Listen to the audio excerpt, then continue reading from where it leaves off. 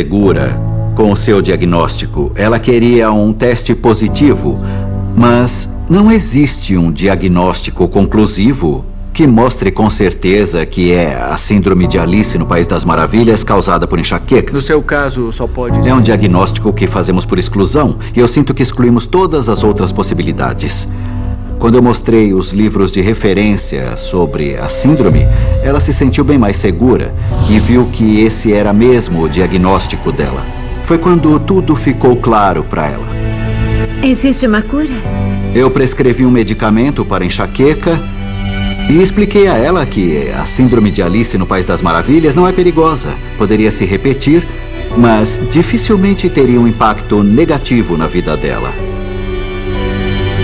Nós sabemos que o cérebro de pessoas com a síndrome de Alice no País das Maravilhas é normal, mas se comporta mal periodicamente. Ele causa esses sintomas importunos, mas depois volta ao normal e funciona perfeitamente para as outras atividades. Como médico, eu fico satisfeito por ter chegado a esse diagnóstico e eu acho que consegui ajudá-la. Como esperávamos, a Stella foi melhorando. Faz alguns anos que ela não sofre um ataque. Ela se casou, teve 2 filhas e está levando uma vida normal.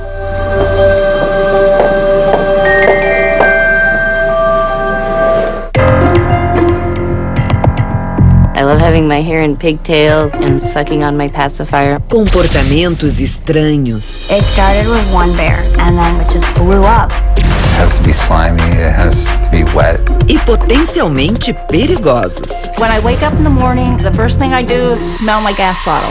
Será que conseguiriam parar? Novos episódios de Minha Estranha Obsessão começam segunda, 18 de fevereiro, no Discovery Home and Health. Que cheiro tem o frescor? Cheiro do amanhecer. Novo Blade Refresh Air com tecnologia Odor Combat, que remove maus odores e deixa uma suave fragrância. Traga o frescor de volta para a sua casa. Chega de deixar os seus pelos decidirem o que você vai vestir. Víscera Fria remove pelos ainda curtos para pernas lindas e lisinhas todos os dias. Víscera Fria, beleza que se sente.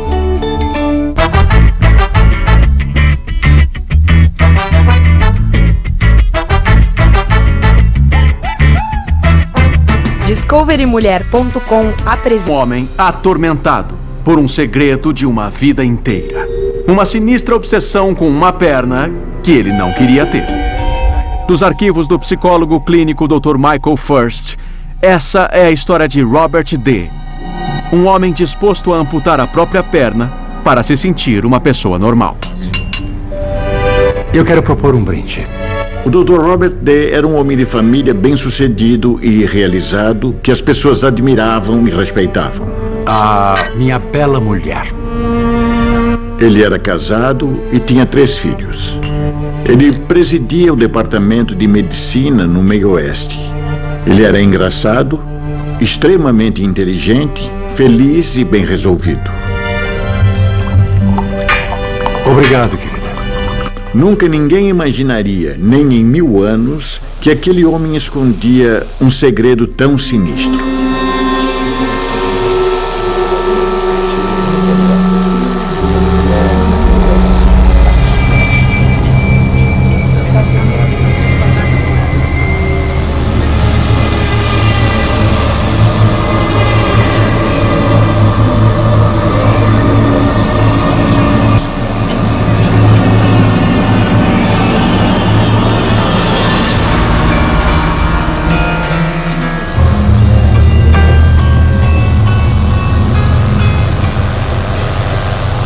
Robert. Robert. Robert. Esse segredo sinistro era que ele acreditava que tinha que amputar a perna esquerda. Ele carregou esse segredo por décadas. Era a obsessão de uma vida. Ele não tirava isso da cabeça, mas não podia contar a ninguém. Então, no meu entendimento, o Dr. Robert era um homem de família dedicado, mas também era um indivíduo atormentado. sem conseguir mais tolerar ser um escravo de uma perna indesejada, Robert finalmente decide procurar ajuda, compartilhando seu segredo com o Dr. Michael First, um especialista no ramo de psiquiatria corporal. Robert veio ao meu consultório. Ele era muito profissional, simpático e inteligente. Eu nunca desconfiaria pela maneira como ele falava, pelo jeito de se vestir, pela forma de se apresentar, que havia alguma coisa errada com ele. Em que eu posso ajudá-lo? Bom, eu tenho um problema. Ele me contou a história começando por como se sentia. Eu não paro de pensar em como eu seria mais feliz sem a minha perna esquerda. Ele odiava a ideia de não ser da maneira como ele queria. Ele pensava, fantasiava e imaginava constantemente amputar a perna. Eu até sei onde eu quero cortar. Eu quero cortar bem aqui. Ele mostrou em qual parte da perna ele queria fazer a amputação. Esse detalhe é muito importante. E eu não consigo tirar isso da cabeça, só penso nisso. Ele sentia vontade de fazer isso há muito tempo, bem antes de se consultar comigo. Eu me sinto diferente das outras pessoas, obviamente. Nenhuma pessoa deseja ser deficiente. Como pode alguém saudável, com braços e pernas funcionando perfeitamente, achar que não deve ser desse jeito, que tem alguma coisa errada? Para ter chance de libertar seu paciente dessa obsessão sinistra, o Dr. First primeiro precisa saber o histórico completo de Robert e descobrir a origem desse desejo de se tornar um amputado. Fala pra gente, Candice, qual é o segredo de um bom... Que começou quando eu tinha 7 anos de idade. A primeira vez que ele reparou na própria obsessão foi quando ele viu um vizinho amputado. Era um homem com a perna esquerda amputada. A reação do Robert foi muito forte. Mas em vez de sentir uma fascinação, foi um momento revelador para ele. Ele pensou, meu Deus, era desse jeito que eu deveria ser. E foi assim que tudo começou. Aquilo foi muito impactante. Obviamente, ver um amputado não é suficiente para gerar essa condição. Mas aquela cena continuava presente na mente dele de tão impactante que foi. Foi quando tudo começou. Uma das primeiras manifestações da obsessão foi ele fingir ser um amputado, e ele fazia isso o tempo todo. Ele arrumou 2 muletas, costumava andar com elas e sentia-se bem fazendo isso. E o fato de ele fazer tudo isso em segredo é porque ele sabia que isso era doentio. Desde sempre eu sabia que era diferente. Você sente que essa obsessão se intensificou com a idade? Com certeza. Ao crescer, ele sentia inveja de pessoas amputadas. E ele pensava, eu preciso transformar a minha vida no que ela deveria ser. Ele chegou a testar várias maneiras que pudessem levá-lo a ser um amputado. Ele descobriu que um dos motivos mais comuns para amputação são acidentes de carro. Ele é do ramo médico, então sabia disso. Assim, ele colocou o próprio carro em uma rampa e o soltou. Depois, ele ficou em pé entre o carro solto e o outro carro estacionado. Ele pôs a perna esquerda na posição em que ele imaginou que o carro ia acertar.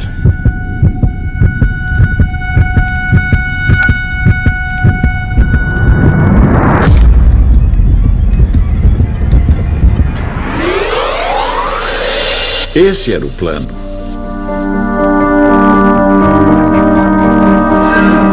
Mas ele hesitou por causa de pessoas que passavam no local bem na hora. Então ele ficou com medo. Ele sentiu medo de ser descoberto e cancelou o plano. E foi assim que aquela ideia não muito boa foi cancelada. Então essas sensações se tornaram cada vez mais intensas? Extremamente.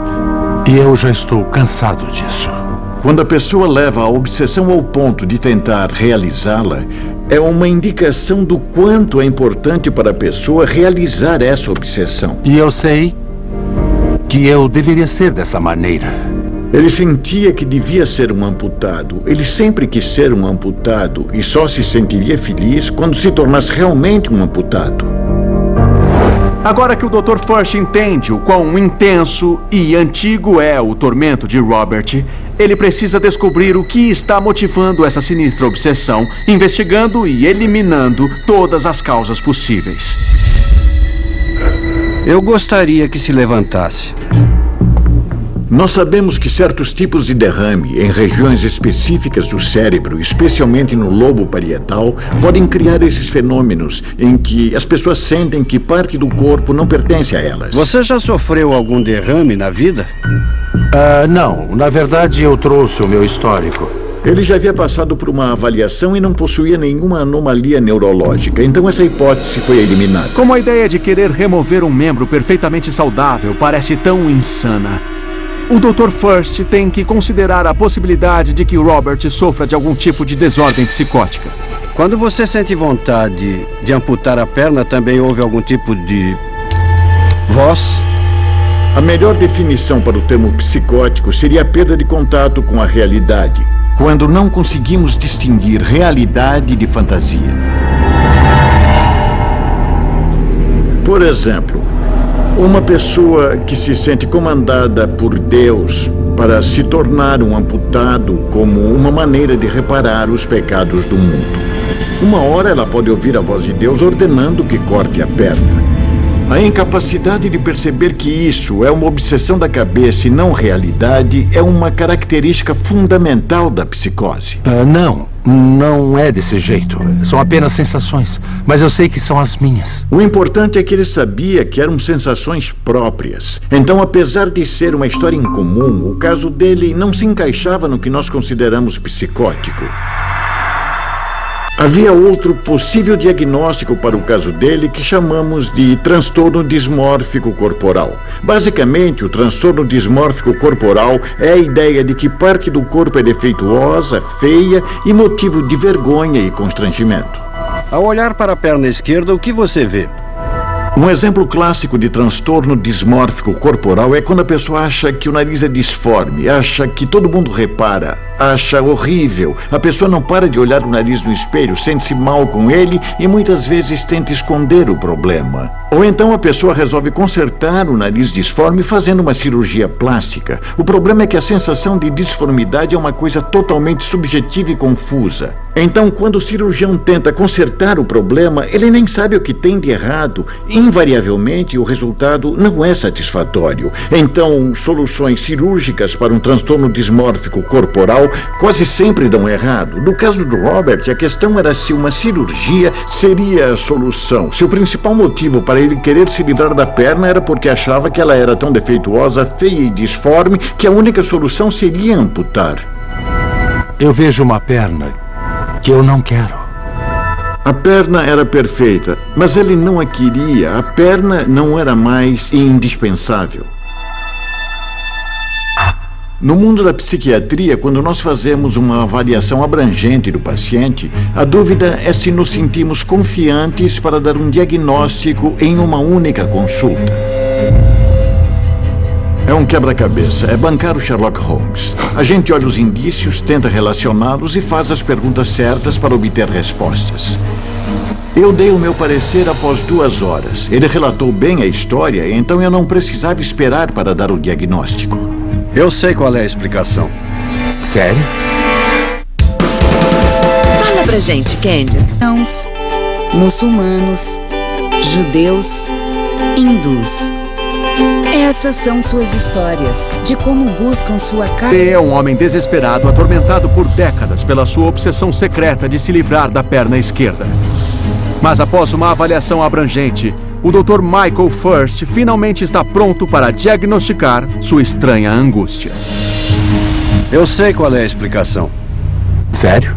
Eu tinha informações suficientes para apresentar um diagnóstico? A resposta é sim. Eu ouvi uma história detalhada de uma pessoa que se expressava muito bem. TIIC. TIIC. Transtorno de identidade da integridade corporal. Basicamente, são pessoas que passam a vida inteira desejando ser amputadas. Assim como no transtorno de identidade sexual, quem sofre de TIIC sente como se tivesse nascido no corpo errado. Ele sente como se estivesse preso. A dificuldade nesse diagnóstico é que os pesquisadores ainda não localizaram a região específica do cérebro que causa essa linha de pensamento anormal. É um verdadeiro mistério da nossa mente. Então é uma desordem de verdade? É muito rara, mas existe. Então, no final da consulta, eu já havia apresentado um diagnóstico. E como eu me livro disso? Mas eu não sabia o que podia fazer a respeito. Uma das opções é continuar vivendo do mesmo jeito, fingindo para os outros. Lutando, tentando tirar aquele desejo da cabeça apenas com a força de vontade. Não aguento mais fingir. Eu não quero fingir mais. Outra opção era a psicoterapia, trabalhando com outra pessoa para superar ou ao menos reduzir o desejo. Eu recomendei que ele se consultasse com alguém na região regularmente para que ele continuasse aquele diálogo. Não acho que isso vai me ajudar. Ele não gostou muito da ideia, em parte porque ele não sabia com quem se consultar na região. Tinha medo de ser julgado. A terceira opção era a medicação. Eu vou prescrever um remédio. Medicação seria tentativa e erro. Existem inúmeros remédios na psiquiatria que causam bons efeitos, mas eu não tinha certeza se realmente eles o ajudariam. São os mesmos remédios que eu prescreveria para alguém com toque. Com certeza você deve conhecê-los. Nunca ninguém disse que o remédio eliminava o desejo. Mas às vezes a intensidade da obsessão podia ser amenizada com o uso regular de medicamentos. Na cabeça de Robert só existe uma opção de verdade. Para eliminar sua sinistra obsessão, ele precisa eliminar a perna esquerda. A natureza dessa condição é desejar ser um amputado. Então, de certa maneira, qualquer solução diferente dessa não satisfaz a pessoa. Isso parece inútil. Não parece? A minha preocupação era que ele estava muito decidido em relação ao seu desejo. No final da consulta de 2 horas, eu recomendei que ele conversasse sobre o problema com sua mulher. Após 30 anos de casamento, Robert está finalmente pronto para revelar sua torturante obsessão. Oi. Ninguém mais sabia da história porque ele a mantinha em segredo. Preciso te contar uma coisa. Eu acho que parte da motivação que o fez se consultar comigo era receber um diagnóstico oficial para poder dizer à mulher: este é meu problema. Eu sou obcecado com a ideia de amputar a minha perna. Eu acho que ele sentiu um grande alívio ao contar a história para alguém. Ele se sentiu menos isolado, começou a pesquisar melhor o assunto, entrou em fóruns na internet. E algum tempo depois de se consultar comigo, ele participou de um estudo com pessoas que tinham essa desordem. Braços para dentro. Os voluntários faziam uma tomografia enquanto os pesquisadores tocavam as pernas deles. Eles comparavam a perna esquerda com a direita para ver se o cérebro mostrava alguma resposta diferente. E eles concluíram que havia diferenças, então claramente era alguma anomalia neurológica. Mas o fato de existir uma anomalia cerebral agora não revela como o paciente era muitos anos atrás, em vez de apontar que essa anomalia no cérebro era a causa da obsessão e do desejo. Podia ser o oposto, que após 50 anos sem desejar a perna, ou se sentindo diferente quanto à perna, ou tendo uma experiência diferente com ela, talvez essa fosse a manifestação de 50 anos de obsessão. Agora vamos supor que essa era realmente a causa da condição. Descobrir isso não melhora a situação. Porque a conclusão do Robert era muito simples. Existem pessoas por aí que fizeram essa amputação e depois disso a vida delas melhorou completamente. A vida delas melhorou 100%. A amputação realmente melhorou a vida delas. Mas compartilhar seu segredo foi um consolo momentâneo para Robert. Para aliviar de vez a sua obsessão, ele procura uma solução permanente: fazer uma amputação voluntária. A posição dele era bem simples. Ele envelheceu com isso na cabeça. A vida inteira dele foi uma mentira. Ele sentia que tinha vivido 50 e poucos anos, que teve uma carreira, que cuidou bem da família, mas no que realmente mais importava, ele se sacrificou, não fez o que sentia vontade. Então dane-se, eu vou viver a minha vida do jeito que eu quero.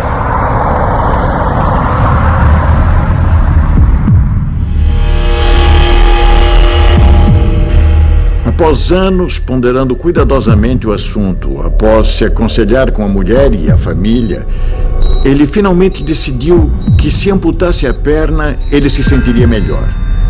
Ele sentiu que aquela seria a melhor solução. Ele viajou para um país em desenvolvimento e fez a cirurgia.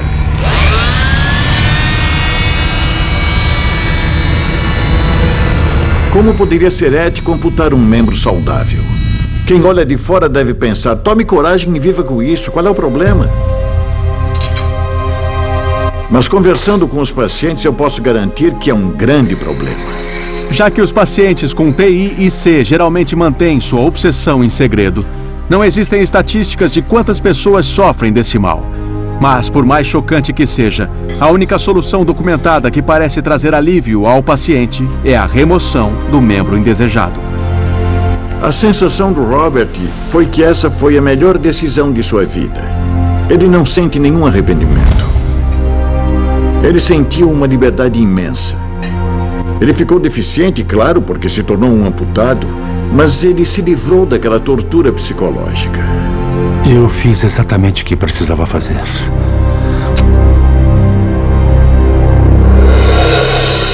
Agora nós vamos examinar a desordem mental de Jeannie M., uma professora de 53 anos que, do nada, desenvolveu uma estranha preocupação com a morte.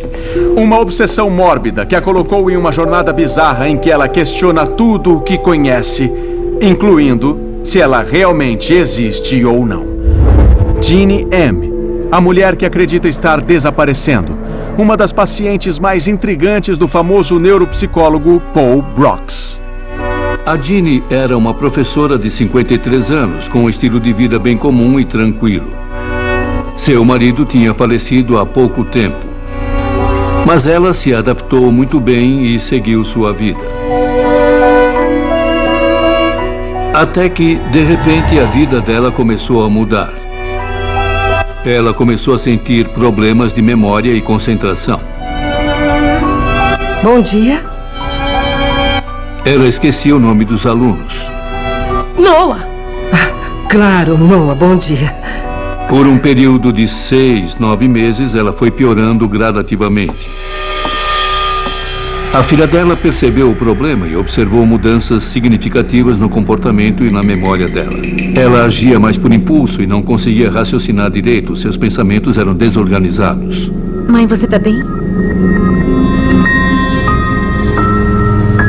Ela esquecia os alimentos no forno. Fazia coisas irracionais e também pensava coisas irracionais. Ela achava que seu corpo havia mudado. Nós conhecemos casos em que as pessoas não sabem se elas existem ou não. De fato, Jeannie M. começava a acreditar que estava desaparecendo. Nesta casa, todo mundo tem TV por assinatura. Mas quem decide mesmo? Jeannie M., de 53 anos, de repente começa a sentir como se estivesse desaparecendo.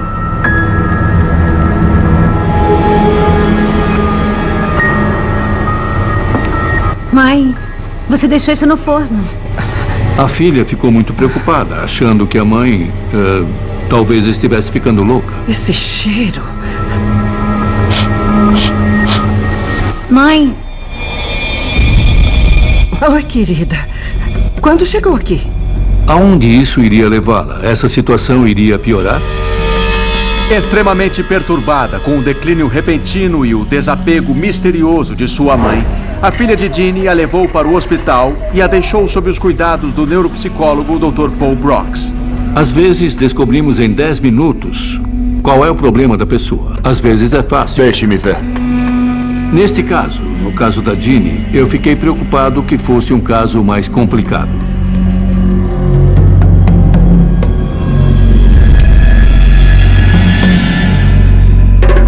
Parecia apropriado fazer uma avaliação completa.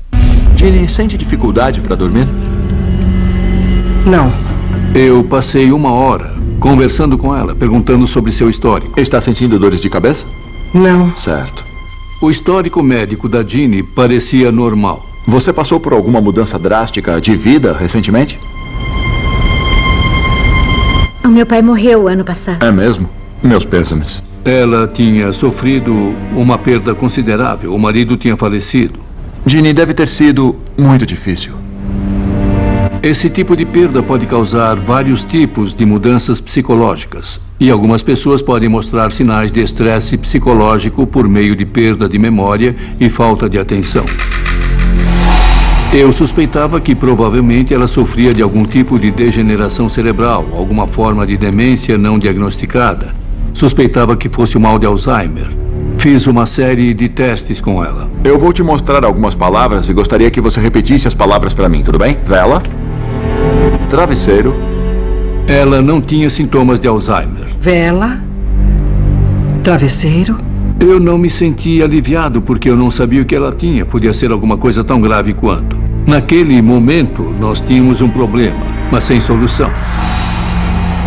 Eu fiquei com essa paciente por um período de 1 semana e meia, 2 semanas, e ela foi piorando. Nós percebemos que ela sentia dificuldade em realizar tarefas triviais. Ela se sentia cada vez mais cansada. Oi, Ginny. Lisa. Como é quando a gente morre? Parecia que ela estava começando a se preocupar com a morte. Para onde a gente vai? Existe vida após a morte? Ela fazia perguntas comuns sobre a morte, se eu acreditava em vida após a morte. Eu não sei a resposta, Ginny. Mãe, olha, você não vai morrer. Eu disse para ela não se preocupar, porque ainda tinha muita vida pela frente, mas ao mesmo tempo nós não sabíamos qual era a fonte daquele problema e talvez ela não tivesse muita vida pela frente. A obsessão de Ginny com a morte produziria um sintoma novo e assustador. Ilusões estranhas e sombrias. Alguns dias depois, a Ginny acordou no meio da noite. Tudo estava quieto àquela hora. As luzes eram fracas. Ela viu uma pessoa misteriosa chegando, que parou em completo silêncio, sem dizer nada. A Ginny pensou que fosse algum funcionário do hospital. Mas era o homem que ia levar o corpo dela para o necrotério.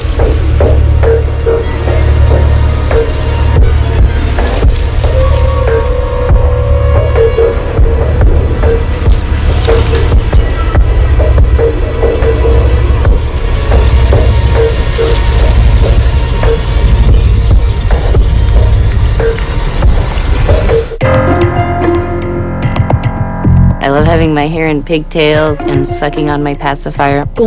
De repente, fica obcecada com pensamentos de morte, que rapidamente se tornam ilusões vívidas e mórbidas. Ela simplesmente achou que ele era o homem que a levaria ao necrotério.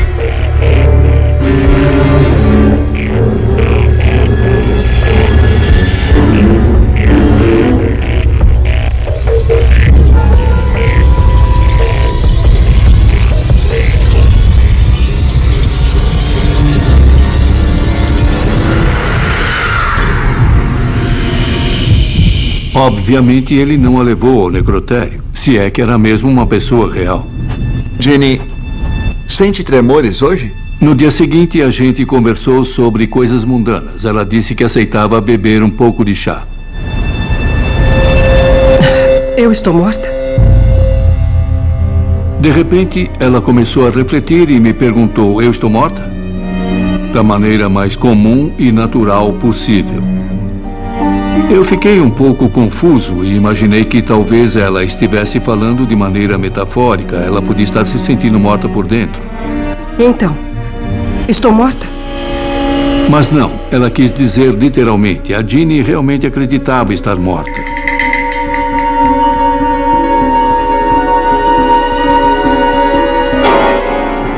Ela tinha entrado em outra realidade. Estava convencida de que estava morta.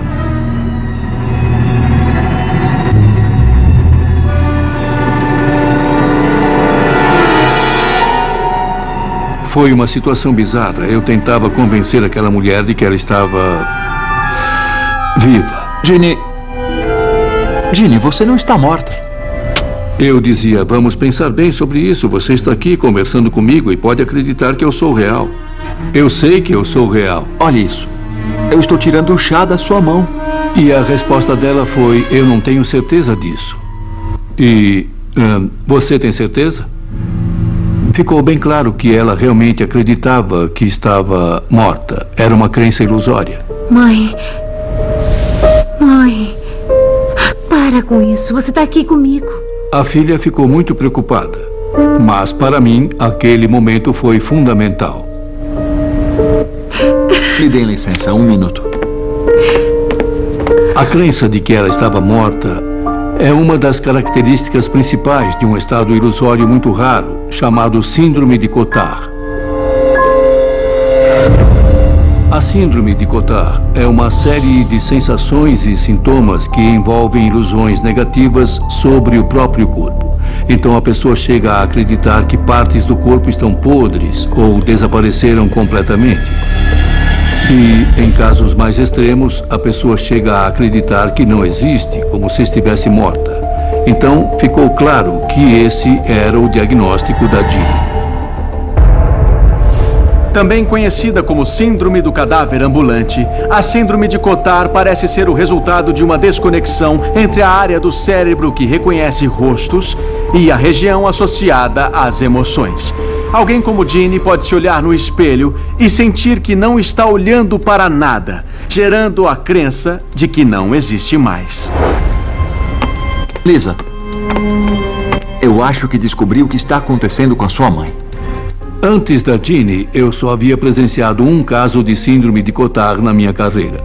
A maioria dos médicos não saberia diagnosticar essa síndrome, porque não faz parte do repertório clínico comum perguntar se o paciente acredita estar morto. Então, o que vamos fazer é tirar mais amostras de sangue. Nós sabemos que a síndrome de Cotard é uma série de sensações e sintomas e não uma doença primária, porque pode ser causada por uma variedade de condições ocultas. As mais comuns são depressão e desordem bipolar, mas também pode estar ligada a lesões na cabeça, mal de Parkinson, epilepsia. Agora, convencido de que Jeannie tem a Síndrome de Cotard, o Dr. Brox precisa descobrir qual condição oculta é a causa. Ou ela ficará perdida para sempre no purgatório de sua desordem mental.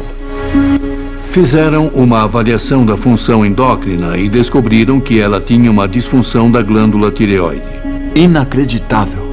Existe uma condição chamada encefalopatia de Hashimoto, que é causada por problemas na tireoide e resulta em uma inflamação no cérebro.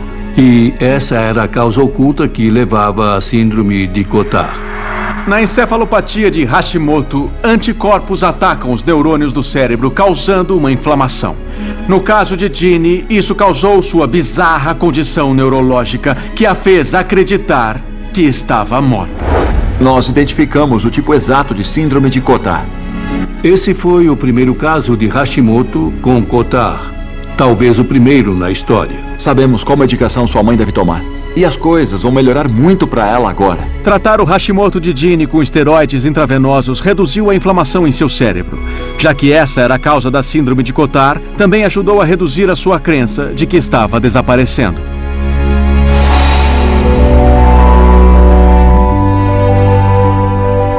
Ela recebeu alta do hospital, voltou para casa. Nós observamos sinais de melhora bem rápido. Ela perdeu aquela ilusão bizarra de que estava morta. Foi muito gratificante fazer parte do processo que conseguiu descobrir uma boa forma de tratamento para essa mulher. Ela perdeu a sensação de que estava morta e ganhou o prazer de se sentir viva. Uma ilusão de morte, uma perna indesejada e um pesadelo psicodélico. Com tudo o que conhecemos sobre o cérebro humano, esses estudos provam que ainda temos muito a descobrir para que um dia possamos encontrar as respostas para os mistérios escondidos nas desordens mentais.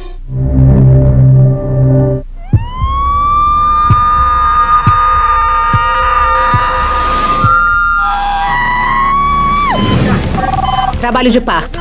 Bem-vindos ao Hospital Metodista de Riverside. Meu Deus. Uma das maternidades mais movimentadas do país. Abra os olhos. Abra os olhos. Ai, meu Deus. Pela primeira vez, 40